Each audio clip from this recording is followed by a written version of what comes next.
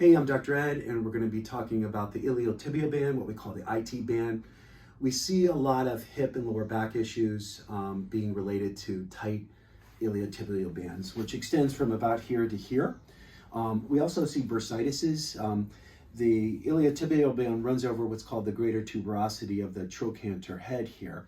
And there's a bursa there, and that bursa is very superficial. So when that muscle gets tight, you'll feel tenderness right there, and that's the bursa that's being irritated by a tight IT band. One thing you want to note is you never want to roll over that bursa. You want to stay below. So literally you want to come just to the top of above the knee here to about here, below that bony prominence you feel there, so you're not irritating that. So you've got a window here of about maybe a foot or 10 inches that you'll roll, okay? So I'm going to demonstrate that. This would go along with foam rolling your lower back in your buttock area, the piriformis, the glute minimus in here in your lower back. And you can always look these muscles up online so you can kind of get an idea, oh, I see where it is, and understand a little bit more about the anatomy of the body.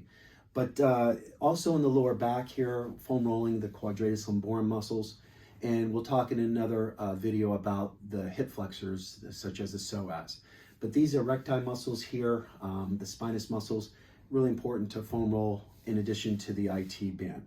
So the IT band, basically, you're going to, as I said, you're not going to go above the too high in the hip here. You want to keep right below that bony prominence. You want to lay, you want to come down, you want to lay on your side. You're going to have one arm out, and you can either go on your forearm, like this, okay, which I prefer, and you're going to lay right on that side. Now, I never bring my legs like this. That's a lot of pressure. Some people do.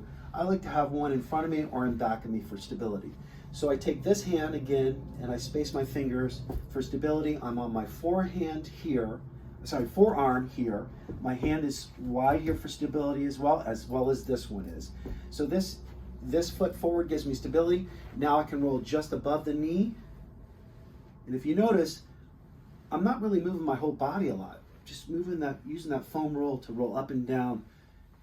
And I can go inward a little bit towards the quadriceps muscle and back towards the hamstring a bit as well, getting that whole IT band up and down as I do this. Remember, I'm not rolling above that bony prominence, so I'm staying right below it, and I'm staying above the knee. So really about 8 inches, 10 inches here, max, depending on how long your femur or your leg actually is, the thigh, I should say.